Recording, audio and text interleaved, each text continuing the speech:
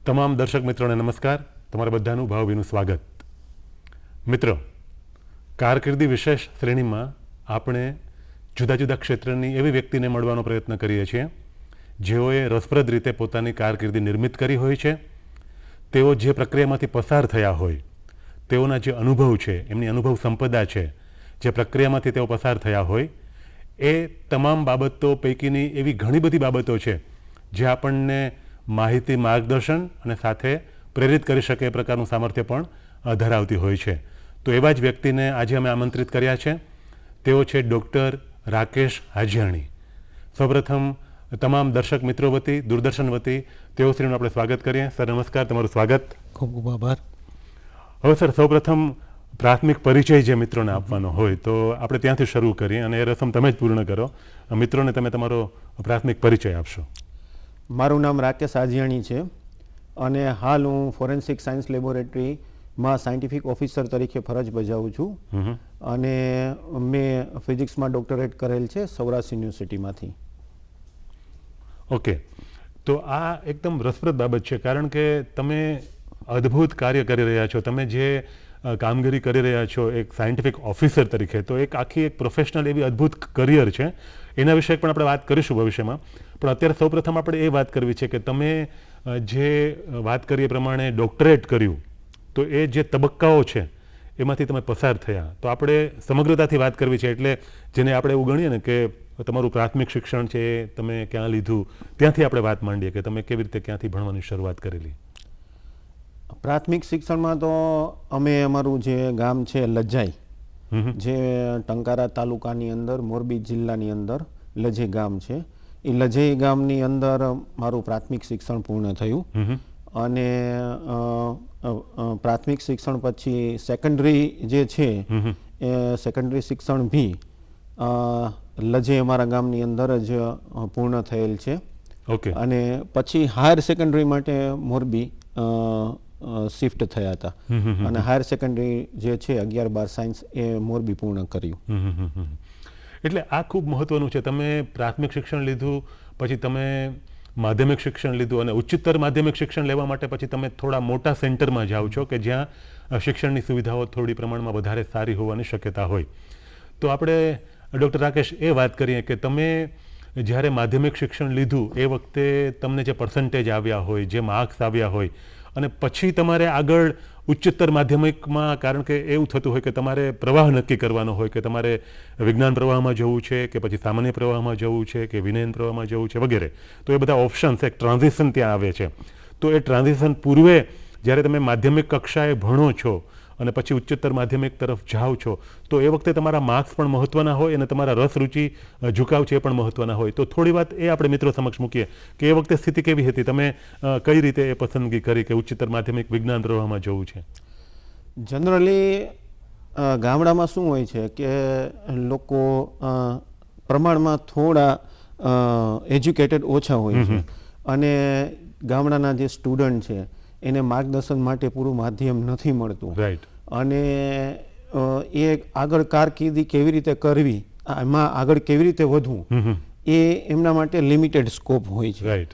ઘણી વખત શું થાય છે કે સ્ટુડન્ટ બહુ સ્કોલર હોય છે, એને બધી એ કોઈ બી ફિલ્ડની અંદર એ પોતાનું વર્ચસ્વ લાવી શકતા હોય છે, પરંતુ એમને પૂરતું જ્ઞાન અથવા પૂરતું માર્ગદર્શન નથી મળતું, જેના હિસાબે એ ફિલ્ડમાં આગળ વધી શકતા નથી.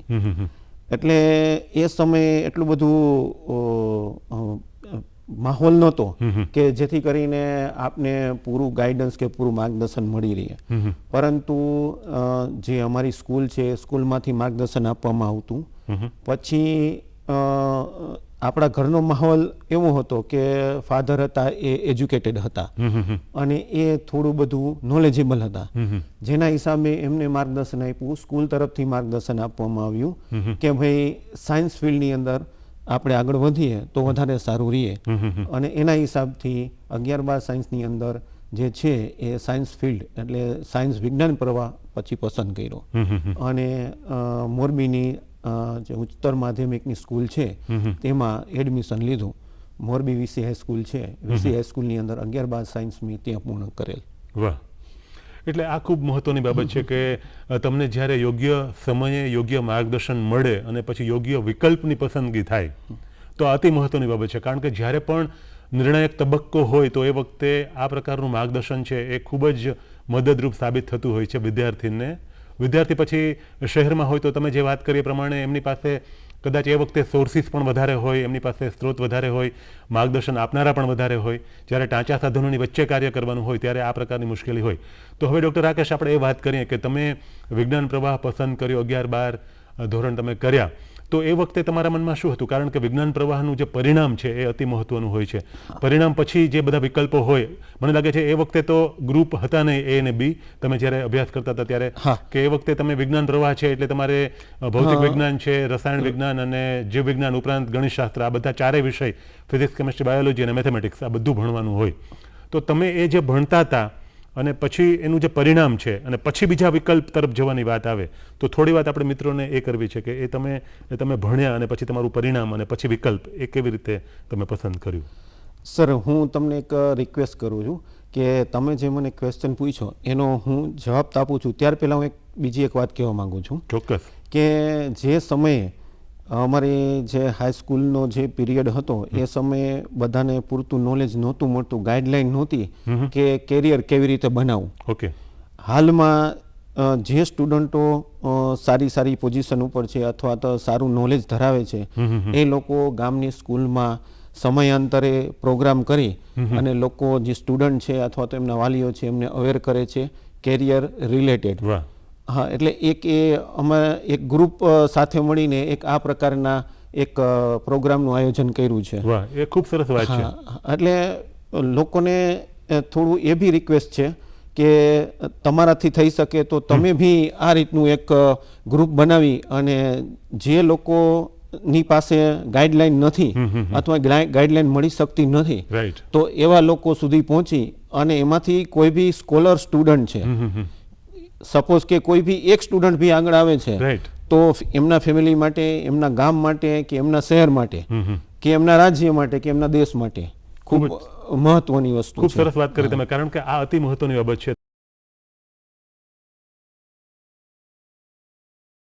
તમે જે પ્રક્રિયામાંથી પસાર થયા અને તમે જે ઉચ્ચતર મુકામ પર પહોંચ્યા અને એ જે પ્રક્રિયા છે એમાંથી પસાર થવાને કારણે તમારી પાસે જે અનુભવ છે અને કયો વિકલ્પ પસંદ કરી શકાય, એમાં કઈ કઈ તક રહેલી છે, આ બધી બાબતોની માહિતી તમને યોગ્ય સમયે મળે અને આપણું પોતાનું દાયિત્વ પણ ડૉક્ટર રાકેશ હોય છે. તમે જે વાત કરી ખૂબ સરસ છે.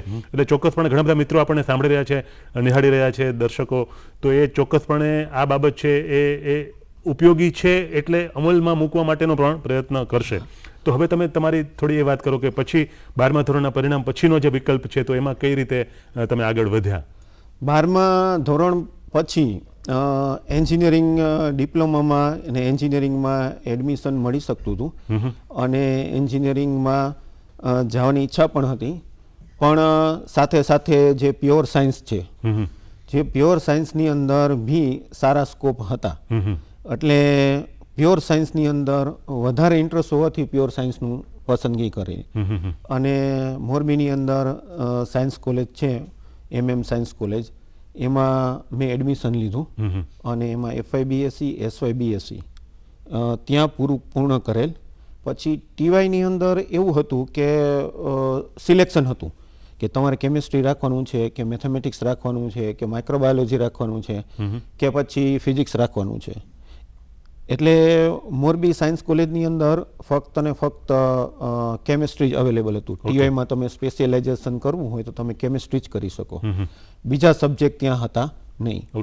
અને મને ફિઝિક્સમાં વધારે ઇન્ટરેસ્ટ હતો અને ફિઝિક્સમાં પહેલેથી જ મને વધારે પસંદ હતું, વધારે હું સારી રીતે એમાં કામ કરી શકતો હતો. એટલે ફિઝિક્સમાં જ આગળ વધવાની ઈચ્છા હતી અને ખાસ કરીને સ્પેસ સાયન્સની અંદર વધારે ત્યારે ઈચ્છા હતી કામ કરવાની. એટલે ફિઝિક્સ માટે અવેલેબલ હોય તો રાજકોટ કોટક સાયન્સ કોલેજ, પછી Surendranagar MP Shah science college, એવી રીતે એડમિશન મળી શકતું હતું. એટલે પછી સુરેન્દ્રનગર MP શાહ સાયન્સ કોલેજની અંદર એડમિશન લીધું અને TY ફિઝિક્સ ત્યાં પૂર્ણ કરેલ. ઓકે, ખૂબ સરસ. એટલે તમે જે વિકલ્પ પસંદ કર્યો કે 12મા ધોરણની પરીક્ષા પછી તમને એન્જિનિયરિંગમાં મળતું હતું એડમિશન, પણ એ પસંદ કરવાને બદલે કે પ્યોર સાયન્સમાં પણ એટલી બધી તક આગળ જતાં મળવાની જ છે અને પછી તમને મળી પણ ચોક્કસ. એટલે તમે એ જે પસંદ કર્યું અને એને કારણે તમે પછી ચોક્કસ રીતે, ચોક્કસ ધ્યેય સાથે, ચોક્કસ હેતુથી કે આ વિકલ્પ છે, તો પછી તમે 2 વર્ષ મોરબી ખાતે અને 1 વર્ષ તમારું જે ફાઇનલ યર છે એ તમે સુરેન્દ્રનગરની કોલેજ ખાતે પૂર્ણ કર્યા. એટલે હવે ફિઝિક્સની સમગ્રતાથી BSc ફિઝિક્સની ડિગ્રી તમને મળે છે સૌરાષ્ટ્ર યુનિવર્સિટી તરફથી ડૉક્ટર રાકેશ. તો એ એક ખુશીની બાબત હોય છે. તમે ડિગ્રી જ્યારે પણ કોઈ પણ વ્યક્તિને મળે છે, કોઈ પણ વિદ્યાર્થી છે એ પોતે કે હવે સ્નાતક થઈ જાય છે, એટલે અમુક પ્રકારની એનામાં એલિજિબિલિટી આવે છે કે તમે અમુક પ્રકારની એપ્લિકેશન કરી શકો છો, અમુક પ્રકારનો જોબ પ્રોફાઇલ તમારું બની શકે, તમે ત્યાં અપ્લાય કરી શકો, તમે અરજીપાત્ર બનો છો, તમારી લાયકાત ગણાય છે એને કારણે. તો પછી આગળ જે તમારે જે વિકલ્પ પસંદ કરવાનો આવે છે કે ઘણા બધા મિત્રો છે એ પીજી માટે આગળ ધપતા હોય છે અને ઘણી બધી વખત ઘણા મિત્રો છે એ કોઈ જોબ છે એ શરૂ કરે છે અને પછી પાછા પીજી કરતા હોય એવું પણ બનતું હોય છે. તો તમારા કેસમાં કેવું હતું એની આપણે વાત હવે આપણે મિત્રોને કરીએ. મારા કિસ્સામાં એવું હતું કે ઘરેથી ફાઇનાન્શિયલ સપોર્ટ પૂરેપૂરો હતો. ઓકે. ફાધર ક્લાસ 2 ઓફિસર હતા, એટલે એમનું બી એવું હતું કે ભાઈ આપણે સારી રીતે સારી ક્વોલિટીનું એજ્યુકેશન લઈ. બિલકુલ. એટલે એમને ફક્ત ને ફક્ત એજ્યુકેશન ઉપર જ ફોકસ કરવાનું માર્ગદર્શન આપેલું. અને એમનું કહેવાનું એવું હતું કે તમે જ્યારે કામ કરવાનું ચાલુ કરો છો ને પછી તમે જે એજ્યુકેશન ક્વોલિટી વાઇઝ લઈ શકો છો એવી કદાચ તમને તક ના મળે. રાઈટ. એટલે પહેલાં તમે તમારું એજ્યુકેશન પૂર્ણ કરો, સારી રીતે પૂર્ણ કરો અને સારા માર્ક્સ સાથે પૂર્ણ કરો. એવું એમનું માર્ગદર્શન હતું. એટલે એમના માર્ગદર્શન મુજબ ત્યારે ફક્ત ને ફક્ત મેં એજ્યુકેશન લેવા ઉપર, ક્વોલિટી એજ્યુકેશન લેવા ઉપર જ ફોકસ કરેલું. અને બીજા મિત્રોને મારે એ બી કહેવું છે કે કોઈ વ્યક્તિ કોઈ બી કહે કે ભાઈ આમાં આ ફિલ્ડમાં જવાય કે આ ફિલ્ડમાં જવાય કે આ ફિલ્ડમાં જવાય, કોઈ ફિલ્ડ નબળું નથી. બધા ફિલ્ડ બહુ સારા છે, પણ તમે એ ફિલ્ડની અંદર કેવું સારું કામ કરી શકો છો એ એક અગત્યનું છે. બિલકુલ. એટલે જે મિત્રોને જે ફિલ્ડની અંદર ઇન્ટરેસ્ટ હોય અને એ ફિલ્ડની અંદર એ સારું પરફોર્મ કરી શકતા હોય તો એ મિત્રોએ એ ફિલ્ડની અંદર જ કામ કરવું જોઈએ અને એ ફિલ્ડની અંદર કારકિર્દી બનાવવી જોઈએ. પછી માસ્ટર ડિગ્રી એટલે ગ્રેજ્યુએશન સુરેન્દ્રનગરથી પૂરું થયું. ત્યાર પછી MSc માટે સૌરાષ્ટ્ર યુનિવર્સિટીમાં ડિપાર્ટમેન્ટ ઓફ ફિઝિક્સની અંદર એપ્લાય કર્યું. પછી તેમાં મેરિટમાં મારું નામ આવી ગયું એટલે પછી મેં માસ્ટર ડિગ્રી ત્યાં ચાલુ કરી. એટલે 2 વર્ષ MSc ફિઝિક્સની અંદર ત્યાંથી પૂર્ણ કરી. વાહ, ખૂબ સરસ. આ અતિ મહત્વની બાબત છે. એટલે તમે જે પપ્પાએ તમને જે માર્ગદર્શન આપ્યું અને કહ્યું કે તમે એક વખત ભણો છો તો ભણવાનું સરસ રીતે પૂર્ણ કરો અને ઉચ્ચતર મુકામ સુધી ભણી શકો તો આગળ જતાં વધારે સારા વિકલ્પો તમને મળવાના છે. એટલે તમે યુજી કર્યા પછી પીજી માટે પણ ગયા અને તમે સૌરાષ્ટ્ર યુનિવર્સિટી ખાતે તમે તમારું આગળનો જે તે પીજીનો તમારો અભ્યાસક્રમ છે એ તમે શરૂ કર્યો અને પૂર્ણ પણ કર્યો. તો હવે ડૉક્ટર રાકેશ, આપણે મિત્રો સમક્ષ એ વાત મૂકવી છે, ખાસ કરીને એવા વિદ્યાર્થી મિત્રો કે જેઓ દાખલા તરીકે અત્યારે સ્નાતક કક્ષાએ હોય અને પછી એમને નિર્ણય લેવો હોય કે આગળ ઉચ્ચતર મુકામ પર ભણવું છે, એટલે અનુસ્નાતક કક્ષા સુધી ભણવું છે, એટલે એ પોસ્ટ ગ્રેજ્યુએશન કરવા ઈચ્છુક હોય.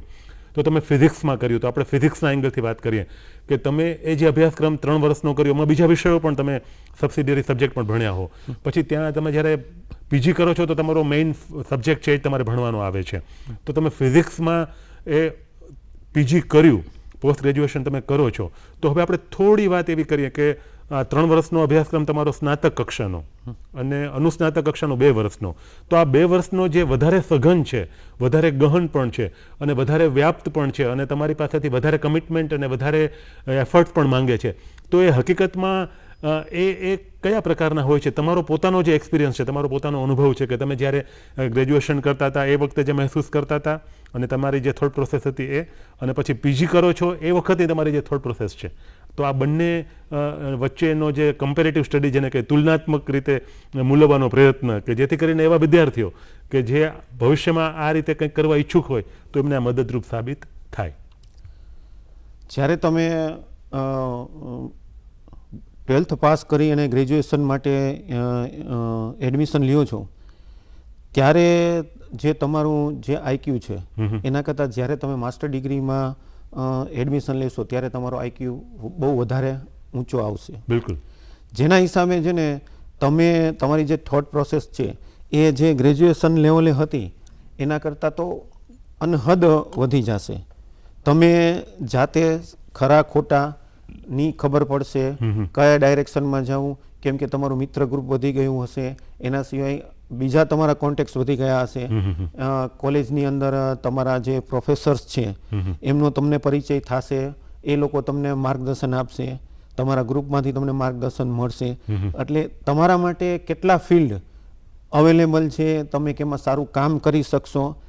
અને ઘણા ટીચર્સ કયો તો ભલે અને પ્રોફેસર કયો તો પણ ઘણા લોકોનું કામ એટલું બધું સારું હોય છે કે તમારી પાસે એનું નોલેજ ના હોય છતાં બી તમને સામેથી કહે.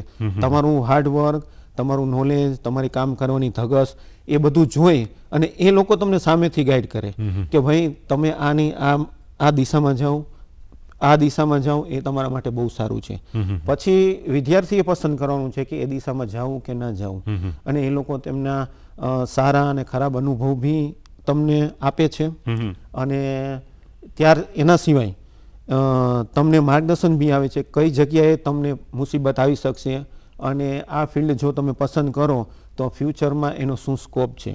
કેમ કે અત્યારે તો જેમ જેમ સમય બદલાતો જાય છે તેમ તેમ ફ્યુચરમાં કયા સ્કોપ હશે એમાં ચેન્જીસ એટલા બધા આવે છે રાઈટ કે આપણે કલ્પના કરવી અઘરી થઈ જાય છે કે ભાઈ 2 વર્ષ પછી શું હશે, 2 વર્ષ પછી કયા ફિલ્ડનું વર્ચસ્વ હશે કે કયું ફિલ્ડ સારું હશે. એટલે આમાં માર્ગદર્શન બહુ જરૂરી છે અને માર્ગદર્શન ઘણા માધ્યમથી લેવું જરૂરી છે. જ્યારે તમે પીજીમાં ભણતા હો છો ત્યારે તમારે અલગ અલગ જગ્યાએથી, અલગ અલગ ફિલ્ડમાંથી, અલગ અલગ ફિલ્ડના લોકો પાસેથી ઘણું બધું માર્ગદર્શન લઈ અને આપણું કેરિયર આપણે પસંદ કરવાનું હોય છે. કેમ કે ત્યાર પછી તમારો ફાઇનલ સ્ટેજ છે, ત્યાર પછી કેરિયરમાં આગળ તમારે બહુ કાંઈ એજ્યુકેશન લેવાનું હોતું નથી.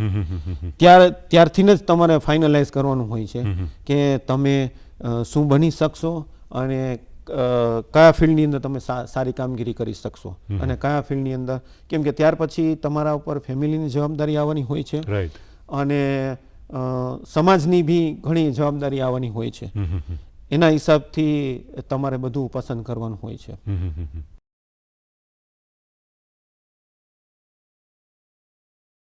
ખૂબ સરસ.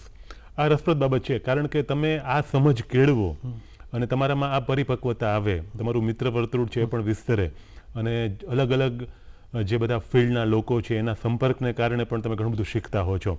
એટલે જે વાત કરી તમે એ પ્રમાણે આઈક્યુ છે એ તમારો ઉન્નત મુકામ પર હોય અને તમે આ સમજદારી કેળવી અને પછી તમે જે નિર્ણય લો છો તો એ નિર્ણયને કારણે તમને આગામી દિવસોમાં ચોક્કસ ફાયદો થાય. અને આ સમય દરમિયાન સાહેબ એવું હોય છે કે તમારે રિલેશન ડેવલપ કરવાના હોય છે ગ્રુપ સાથે બી, અલગ ફિલ્ડના લોકો સાથે બી અને અલગ અલગ ડિપાર્ટમેન્ટના જે પ્રોફેસર્સ છે કે બધા સાથે તમે રિલેશન કેટલા સારા કેળવો છો. કેમ કે બધા પાસેથી તમારે નોલેજ લેવાનું છે અને બધા પાસે કામગીરી કરવાની છે. ખૂબ સરસ. એટલે આ બહુ મહત્વની બાબત છે. તમે આ જે તમારું કોઓર્ડિનેશન થાય, તમારું કોરિલેશનશિપ્સ તમારી હોય, તમે વ્યક્તિગત રીતે અન્યો પાસેથી ઘણું બધું શીખો છો અને પછી તમે પ્રદાન કરવા માટે તત્પરતા દાખવવા માટે સક્ષમ પણ બની શકો છો. હવે આપણે આગળ જઈએ કે તમે જે ભણ્યા છો કે તમે પીજી કર્યું અને પછી તમે ત્યાર પછી પણ આગળ ધપવાનો નક્કી કર્યું કે તમે એમફિલ કરશો અને પછી પણ આગળ જશો. તો હવે આપણે એ વાત કરીએ કે તમે પછી એમફિલ માટે અપ્લાય કર્યું અને તમે એમફિલ પણ ફિઝિક્સમાં કર્યું. તો આ વાત પણ દર્શક મિત્રોને જાણવી ગમશે.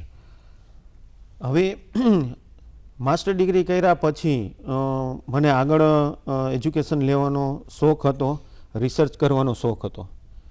એટલે અમારા ડિપાર્ટમેન્ટના જે બધા પ્રોફેસર્સ છે એમની સાથે અમે સતત સંપર્કમાં રહેતા અને એમની પાસેથી માર્ગદર્શન મેળવતા અને આગળ કેવી રીતે કામગીરી કરવી એનું ગાઈડન્સ લેતા. એટલે બધા પ્રોફેસર્સ જે છે ડિપાર્ટમેન્ટના એ લોકો અમને માર્ગદર્શન આપતા અને રિસર્ચ પેપર જે છે એ રિસર્ચ પેપર તમે સ્ટડી કરો, રિસર્ચ પેપર વાંચો અને એમાંથી તમે માર્ગદર્શન લ્યો અને પછી તમે શું કામગીરી કરી શકશો એ પ્રમાણેનું એક નાનકડું અમથું તમારો આખો શેડ્યુલ તમે અમને આપો. રાઈટ. બરાબર. અમારા જે બધા ગુરુજી છે અને અમારા જે પ્રોફેસર્સ હતા એ બધા હાર્ડવર્કમાં માનતા હતા. એટલે પહેલાં એ લોકો અમારી પાસે કામ કરાવતા હતા અને એ કામમાં અમારું પરફોર્મન્સ કેવું હતું કે અમારું ડેડિકેશન કેવું હતું. રિસર્ચ એક વસ્તુ એવી છે કે એની અંદર ડેડિકેશન અગત્યની વસ્તુ છે. એટલે અમારી પાસેથી રિસર્ચ પેપર તમારે જે ફિલ્ડમાં કામ કરવું હોય એ ફિલ્ડની અંદર તમે રિસર્ચ પેપર વાંચો, રિસર્ચ પેપર વાંચ્યા પછી તમે કામ શું કરી શકશો એવું નાનકડું અમથું એક ડિસ્ક્રિપ્શન તમે અમને લખીને આપો. એ અમે તૈયાર કરતા જેટલા બી લોકોને કામ કરવાની ઈચ્છા હતી, રિસર્ચ કરવાની ઈચ્છા હતી, એટલે એ સરને અમે આપીએ. પછી સર એ વાંચે, સમજે અને ત્યાર પછી અમને માર્ગદર્શન આપે કે ભાઈ હવે તમારે આગળ જો રિસર્ચ વર્કની અંદર એડમિશન લેવું હોય તો એના માટે કોમ્પિટિટિવ એક્ઝામ હોય છે. રાઈટ. એ એક્ઝામ તમારે ક્લિયર કરવાની હોય છે. એ એક્ઝામ ક્લિયર કર્યા પછી ડિપાર્ટમેન્ટ તરફથી તમને ગાઈડ એલોટ કરવામાં આવે છે અને એ ગાઈડની સાથે તમારે કામગીરી કરવાની હોય છે. એટલે પેલા પ્રાથમિક લેવલે તો અમારી પાસે આ રીતનું શું કહેવાય કે વર્ક કરાવતા, હાર્ડવર્ક. બિલકુલ. કે ભાઈ તમે આવી ગયા ને તમારે પીએચડી કરવાનો શોખ છે ને તમે પીએચડી કરો છો એવું નહીં. રાઈટ. તમે પહેલાં હાર્ડવર્ક કરો, પહેલાં રિસર્ચ પેપર વાંચી અને ત્યાર પછી તમે શું કામગીરી કરશો અને તમે શું કરવા ઈચ્છો છો. રાઈટ. તમે રિસર્ચ પેપર વાંચ્યા પછી તમે જેટલા સંશોધન વાંચ્યા છે એ સંશોધનનો ઉપયોગ કરીને તમે નવું શું સંશોધન કરશો. એ રીતની એક ડિપાર્ટમેન્ટના બધા પ્રોફેસરની આગ્રહ હતો કે તમે આ રીતે કામ કરો તો સારું કામ કરી શકશો. બિલકુલ. એટલે એ ખૂબ સરસ વાત છે ડૉક્ટર રાકેશ, કારણ કે તમે આ પ્રકારના માહોલમાં હો અને જે ફેકલ્ટીઝ છે, જે બધા પ્રોફેસર્સ છે, એ તમારામાં જે સત્વતત્વ પડ્યું છે એ નિખારવા માટેની આખી ભૂમિકા રચી આપે છે. એ જે તમે વાત કરી એ ખરેખર અદ્ભુત છે. અને પછી તમને પોતાને પણ ખબર પડે છે, તમને પોતાને એક અવેરનેસ, તમારામાં એક જાગૃતિ આવે છે, સેલ્ફ અવેરનેસ. અને આ વિષય પરત્વે પણ કયા ટોપિકમાં તમે રિસર્ચ પેપર વાંચો છો એટલે તમને એ પણ ખબર પડે છે કે તમારા રસનો ઝુકાવ કઈ તરફ છે. ઉપરાંત એને કારણે તમે કયા ફિલ્ડમાં અથવા કયા ટોપિક પર તમે આગળ વધશો તો તમને સુગમતા રહેશે અથવા તમારા રસ રૂચિને એ અનુરૂપ છે. અને આખી સમગ્રતાથી પ્રક્રિયા કેવી હોય છે એ ખૂબ રસપ્રદ બાબત છે. તો હવે આપણે દર્શક મિત્રોને એ પણ વાત કરીએ કે તમે તમારો જે વિષય છે, તમે કયો ટોપિક પસંદ કર્યો અને પછી એ ટોપિકમાં તમે નિષ્ઠાપૂર્વક, ખંતપૂર્વક, ઉત્સાહ સાથે જે રીતે ગાઈડ તમને મળ્યા અને એમની સાથે કામ કરવાની શરૂઆત કરી. તો આ રસપ્રદ પ્રક્રિયા છે અને ઘણા બધા એવા મિત્રો કે જે ઘણી બધી વખત આ પ્રક્રિયાથી વાકેફ નથી હોતા તો એ મુલતવી રાખી દેતા હોય છે. એની પાસે ખરેખર કેપેસિટી હોય, કેપેબિલિટીઝ બધું જ હોય, પણ આ ચૂકી જતા હોય છે. આ રીતનું માર્ગદર્શન એમને ન મળે તો તમે એમાંથી પસાર થયા છો અને પછી ઉચ્ચતર મુકામ પર પહોંચ્યા છો. તો થોડી વાત એ પણ તમે કરો. હું બીજા મિત્રોને એ બી વાત કરવા ઈચ્છું છું કે જે કોઈને ઇન્ટરેસ્ટ હોય, રસ હોય અને કામ કરી શકતા હોય, મહેનત કરી શકતા હોય તો એના માટે કોમ્યુનિકેશન બહુ અગત્યની વસ્તુ છે. જે ફિલ્ડમાં તમારે કામ કરવું હોય અને જે જગ્યાએ તમારે કામ કરવું હોય તે જગ્યાના લોકોને અને તે જગ્યાના જે ટોપ લેવલના વ્યક્તિ છે, સપોઝ કે ડિપાર્ટમેન્ટના હેડ હોય કે પછી ગાઈડ હોય કે ત્યાર પછી લેબોરેટરીનો સ્ટાફ હોય કે પછી સ્ટુડન્ટ હોય, એ બધા સાથે પ્લીઝ કોમ્યુનિકેશન કરે. બધા કોઓપરેટિવ હોય છે. અગર તમને કામ કરવામાં થોડી મુસીબત આવતી હોય તો એ તમને હેલ્પ કરે છે. એટલે મિત્રોને એક ખાસ વિનંતી છે કે જો કોઈ પણ ફિલ્ડમાં આગળ વધવા માંગતા હોય તો પહેલાં એ જગ્યાએ જઈને કોમ્યુનિકેશન કરે, લોકોને મળે અને લોકો સાથે પોતાની જે પ્રોબ્લેમ છે એનું શેરિંગ કરે કે જેથી કરીને એનો સોલ્યુશન આવી શકે. એક ખાસ એ મારે વાત કહેવાની હતી. અને કોઈ બી વ્યક્તિ કોઈ પણ પ્રકારનું કામ શરૂ કરે છે એ પૂર્ણ કરે ત્યાં સુધીમાં એને ઘણી બધી મુસીબત બી આવતી હોય છે અને ઘણું બધું પ્રોબ્લેમનો બી સામનો કરવો પડતો હોય છે. ફિઝિકલી હોય કે રિસર્ચ રિલેટેડ હોય કે ટોપિક રિલેટેડ હોય, કોઈ બી રીતે. હવે તમે જ્યારે એડમિશન લ્યો છો અને કામની શરૂઆત કરો છો એટલે શરૂઆત કરી અને તમે કોઈ બી ફિલ્ડમાં આગળ વધો તો તરત જ તમને સફળતા નથી મળતી. બિલકુલ. એના માટે તમારે મહેનત કરવી પડે. મહેનત કરવી પડે, ધીરજ પણ રાખવી હા, પડે. એટલે જ્યારે મેં એડમિશન લીધું ત્યારે જ્યારે મેં કામગીરી શરૂ કરી, એટલે મેં મટીરિયલ સાયન્સની અંદર